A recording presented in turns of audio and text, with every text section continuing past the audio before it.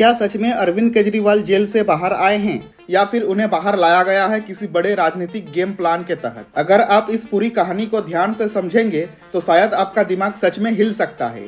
देखिए, केजरीवाल के खिलाफ बीजेपी सरकार ने 2 अलग अलग केस दर्ज किए थे।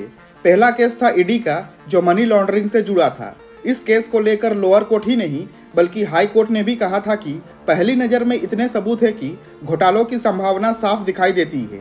इसी वजह से कई बार उनकी बेल भी रिजेक्ट की गई थी। लेकिन दूसरी तरफ सीबीआई का केस बिल्कुल अलग था। इतना कमजोर केस की कोर्ट ने शुरुआती स्तर पर ही कहा कि इसे चलाने की अनुमति तक नहीं दी जा सकती। अब सवाल उठता है, ऐसा क्यों? असल खेल शुरू होता है मार्च 2024 से, जब लोकसभा चुनाव से ठीक 1 महीना पहले अरविंद केजरीवाल को गिरफ्तार कर लिया जाता है। इसका असर क्या हुआ? आम आदमी पार्टी और इंडिया अलायंस को नुकसान हुआ और बीजेपी को चुनाव में फायदा मिला। लेकिन कहानी यहीं खत्म नहीं होती।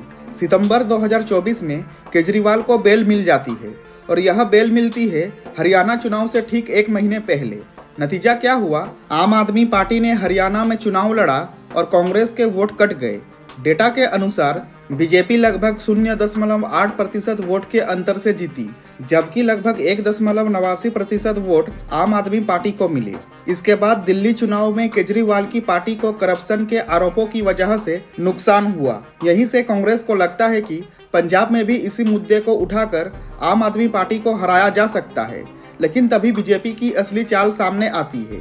सीबीआई का जो कमजोर केस था, जो लंबे समय से ठंडे बस्ते पर पड़ा था, उसे अचानक आगे बढ़ाया जाता है और कोर्ट से केजरीवाल को डिस्चार्ज मिल जाता है। अब सवाल उठता है कि रूलिंग पार्टी बीजेपी ने ऐसा क्यों किया और इससे उन्हें क्या फायदा होगा? असल खेल है राज्यसभा की राजनीति। राज्यसभा में किसी बड़े संशोधन के लिए 2/3 बहुमत यानी 162 सीटें चाहिए, लेकिन फिलहाल एनडीए के पास लगभग 133 सीटें हैं, यानी करीब 29 सीटें कम।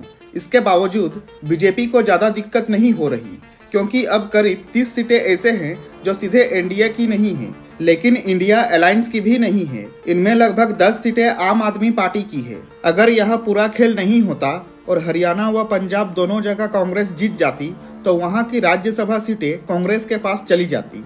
इन दोनों राज्यों में मिलकर लगभग 13 राज्यसभा सीटें हैं। अगर इनमें से अधिकतर सीटें कांग्रेस को मिल जाती तो राज्यसभा में कांग्रेस और इंडिया अलायंस की इतनी मजबूत स्थिति बन जाती कि किसी भी बड़े बिल या संशोधन के लिए सरकार को उनके सामने झुकना पड़ता। और यहीं से पूरा राजनीतिक गेम प्लान समझ में आता है। अरविंद केजरीवाल एक साफ सुथरी छवि के साथ पंजाब चुनाव में उतर सकते हैं और कांग्रेस के सीटें काट सकते हैं, जिससे बीजेपी सरकार को कांग्रेस के सामने झुके रहना नहीं पड़े।